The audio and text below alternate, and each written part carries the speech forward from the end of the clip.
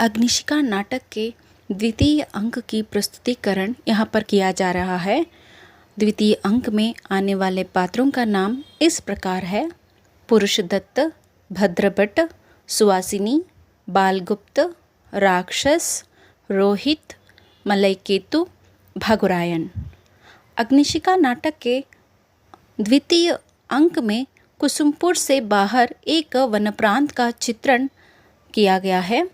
जंगल के बीच में एक सुसज्जित कुटी है जिसमें महाराज नंद के महामात्य आचार्य राक्षस रहते हैं।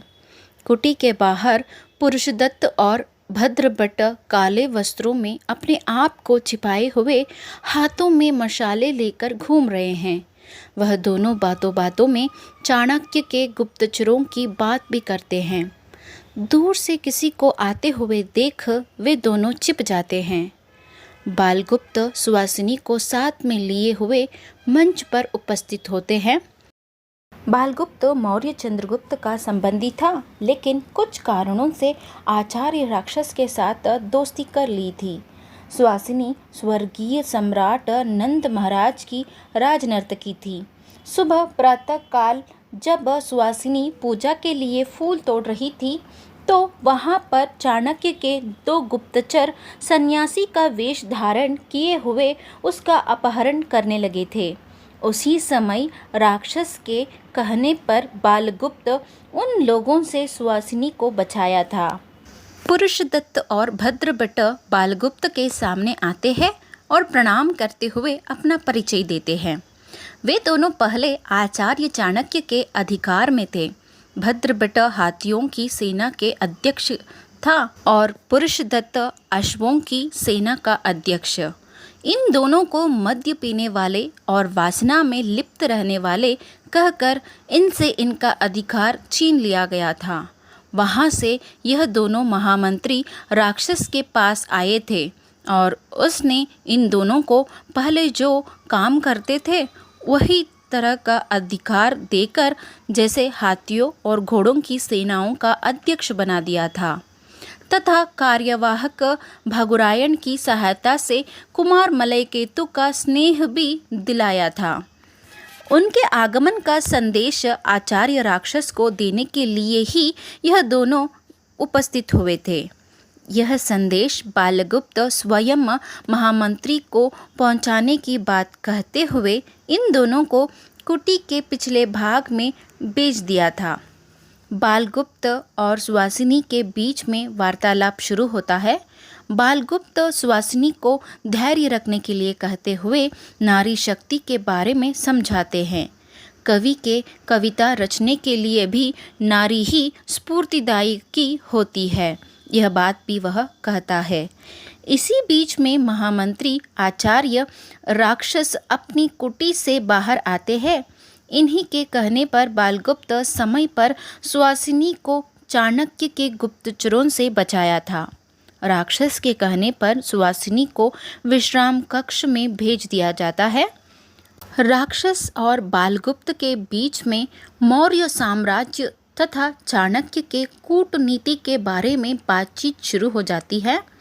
राक्षस याद दिलाता है कि किस तरह बालगुप्त की प्रतिभा और शक्ति का सम्मान न करते हुए एक छोटा सा वार्षिक शुल्क निर्धारित किया है। यह तो तक्षशिला के किसी विद्यार्थी के तरह हो गया, और यही नहीं, उन्हें लोभी और लालची कहकर अपमान भी किया गया। यह सब उचित नहीं है। राक्षस बालगुप्त को मौर्य साम्राज्य के खिलाफ भड़काते हुए कहता है कि मौर्य चंद्रगुप्त दक्षिण का प्रदेश जीत कर लौटे हैं। जब हमारी सम्मिलित सेना चंद्रगुप्त पर विजय प्राप्त करेगी तो दक्षिण का वही प्रदेश बालगुप्त को दे दिया जाएगा शासन करने के लिए। महामंत्री राक्षस सम्राट पर्वतक के युवराज मलयकेतु को भी बुलाए थे। उनसे सांत्वना की बात करते हुए उनकी सेना को मौर्य साम्राज्य के विरोध में लड़ने के लिए तैयार कर रहे थे। मलयकेतु के आने से पहले ही राक्षस बालगुप्त को वहां से भेज देता है। उन्हें भेजने के बाद सोचने लगता है कि यह बालगुप्त अपने सम्राट चंद्रगुप्त के प्रति स्वामी भक्ति में स्थिर नहीं रहा सका तो इस पर पूर्ण विश्वास नहीं किया जा सकता। कुमार मलयकेतु अपने मित्र भागुरायण के साथ राक्षस के पास आता है। वे दोनों पर्वतक के साथ हुए अन्याय को याद करते हैं कि किस तरह दुरात्मा चाणक्य ने राजा पर्वतक की सहायता से कुसुमपुर पर विजय प्राप्त की थी और बदले में आधा राज्य सौंपने की बात किए थे। विजय प्राप्त करने के बाद जब आधा राज्य देने का प्रश्न आया तब चाणक्य ने एक उत्सव मनाया। उसमें महाराज पर्वतक को आसवपान करवाया गया और उसके प्रभाव से उनका देहावसान हो गया।